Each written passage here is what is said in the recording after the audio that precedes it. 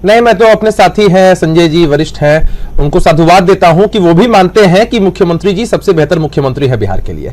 और दूसरी एक बात आप समझिए कि लोजपा एक ऐसी पार्टी और चिराग पासवान जी एक ऐसे नेता हैं कि आमतौर पे कोई भी पार्टी जब चुनाव में जाती है गठबंधन के साथ या गठबंधन के खिलाफ, तो एक विचारधारा के साथ या एक विचारधारा के खिलाफ चुनाव लड़ती है। लेकिन ये लोग तो पूर्वाग्रह से ग्रसित होकर किसी विशेष पार्टी के कैंडिडेट्स को हराने के लिए चुनाव में उतरे थे और बिहार की जनता के सामने इनको मुंह की खानी पड़ी। एक चिराग घूम रहा था लालटेन में आग जलाने के लिए और मालूम चला कि अपना ही बंगला जलकर खाक हो गया। खैर, जनता ने तो इन्हें सबक सिखा दिया। बी टीम बन के काम करने की कोशिश इन्होंने की थी, आरजेडी की, और बहुत हद तक इन्होंने लोगों ने एनडीए को नुकसान भी पहुंचाया। जेडीयू को ही क्यों, पूरे एनडीए को नुकसान पहुंचाया है।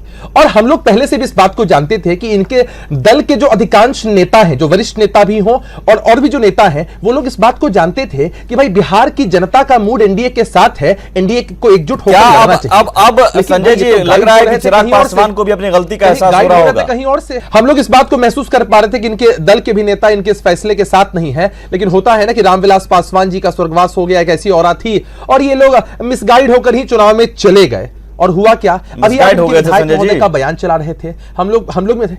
आप सोचिए ना कि मिसगाइड हुए हैं, तभी तो इनके विधायक महोदय का जो बयान है उसका विरोधाभास है आदरणीय चिराग पासवान जी के बयान से। इनके विधायक महोदय ने कहा कि हम लोग शुरू से मानते हैं कि आदरणीय नीतीश कुमार जी सुशासन बाबू हैं, और चिराग पासवान जी को चुनाव के समय ही मिर्गी हो रही थी कि भाई नीतीश कुमार जी को हम जेल भेज देंगे। और जब बिहार की आम आवाम नीतीश कुमार जी पर विश्वास कर रही थी, उस वक्त मुझे लगता है एलजेपी के अंदर क्या कंफ्यूजन है संजय सिंह जी। फंस गए।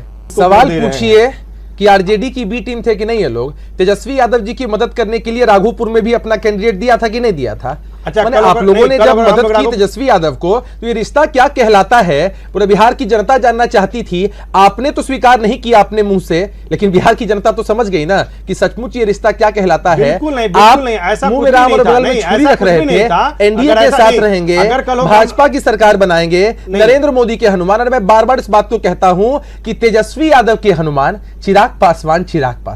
हमने तो एनालिसिस किया है और हम समझ पा रहे हैं कि अगर चिराग पासवान जी सकारात्मक राजनीति को अंजाम नहीं देते तो आपका आंकड़ा 30-40 के बीच में होता मोहतरमा। हमने तो इस बात का एनालिसिस पूरा ढंग से किया है कि हमारे जो उम्मीदवार इतने कम मार्जिन से हारे हैं और चिराग पासवान जी के लोजपा के जो कैंडिडेट्स वोट कटवा के भूमिका में थे।